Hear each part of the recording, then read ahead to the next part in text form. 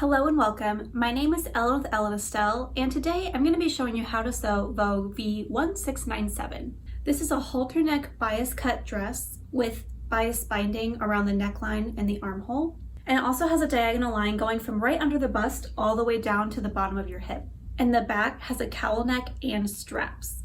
This calls for crepe back satin, silk crepe, pan velvet, and it says it's unsuitable for obvious diagonals. So what I like about this pattern, besides the back, is the style lines that they have. So the bodice is actually sewn straight grain, and the skirt is sewn at a 45-degree angle, which is called bias cut. So there's only a few pattern pieces in total. There's the front bodice, the back bodice, the front skirt, and the back skirt, as well as the bias binding.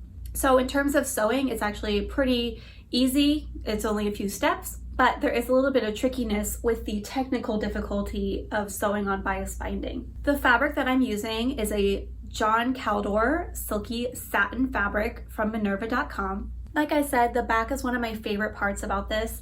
So it has the strap that goes around the neck. It comes back here and it goes up and back around to the neck. It also has a strip right here in the center back. And then it has this cowl here in the back, which I ended up having to take in the sides a little bit because the cowl was so low and my torso is pretty short that it was a little too low, it was a little too exposing. So I just took it in on the sides a little bit, which did deplete the cowl a little bit, but it's still there. This pattern does call for a hook and eye closure for the neckline. However, since I had enough length with my strap, I ended up just tying it off. Keep watching to learn more. When cutting this pattern, you will need to unfold your fabric so you're only cutting one piece at a time. Because of this, I had to lay my fabric on the floor and map out my pattern pieces before cutting.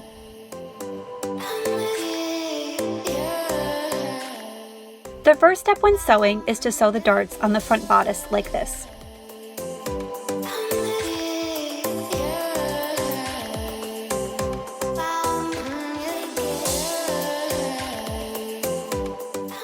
Once they are sewn and pressed flat, attach your front bodice to the front skirt at the waist seam. Sew it 5/8 of an inch and finish the raw edge. I'm finishing mine with the serger.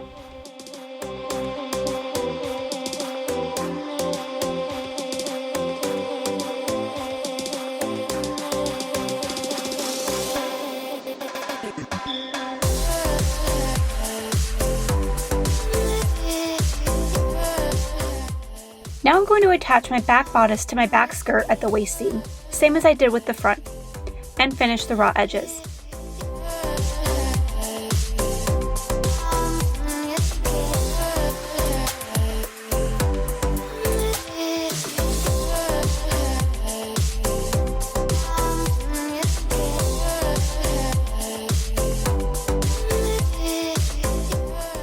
In order to finish the back bodice top edge, fold under the top edge and press down at about 2/8 of an inch.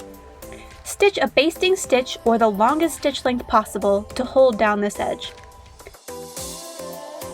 Then fold the edge under again at about 3/8 of an inch so the raw edge is fully enclosed and sew into place. Rip out the basting stitch when you're done.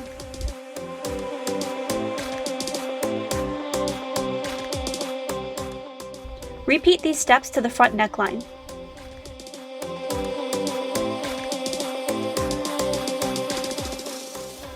Now attach your front and back pieces with right sides together and pin along both side seams.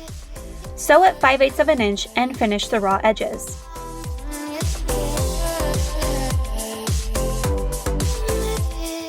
Now take your bias binding pieces and sew together along the shortest ends.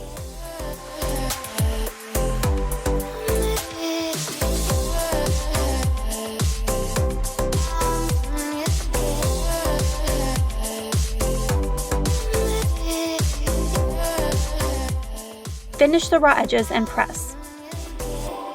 Follow the circles on your pattern pieces and attach your bias binding to your armhole like this.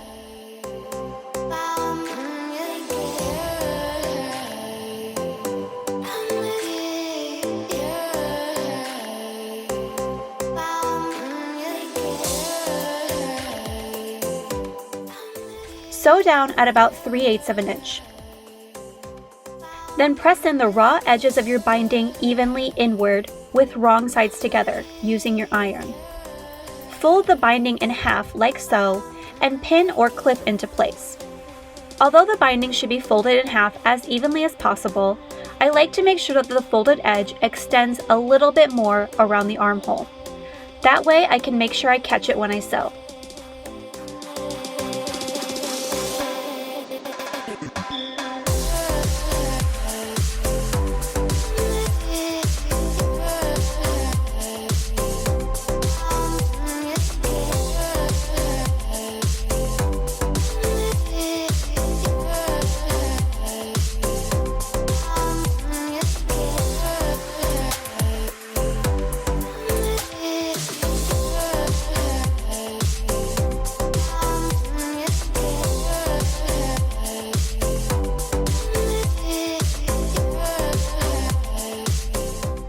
Then, sew the folded open edge as close to the edge as possible.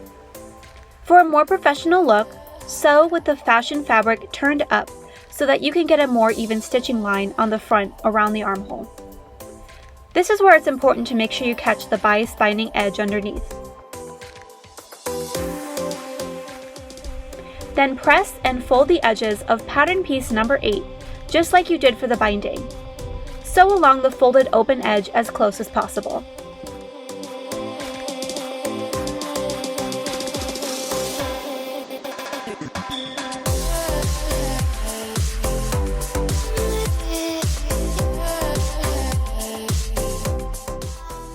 Then attach pattern piece number 8 to the back and top of your neckline by folding under the shortest end twice, making sure that the raw edge is enclosed. Sew into place. Last but not least, you need to hem your skirt. Let the dress hang for at least 24 hours to make sure that the bias cut fabric does not stretch out too much. Hem the skirt using the same method as the back bodice and front neckline. And now you're done. I love the simplicity of Vogue V1697. The statement is in the fit and the fabric, not to mention the party in the back. Please like and subscribe. Until next time.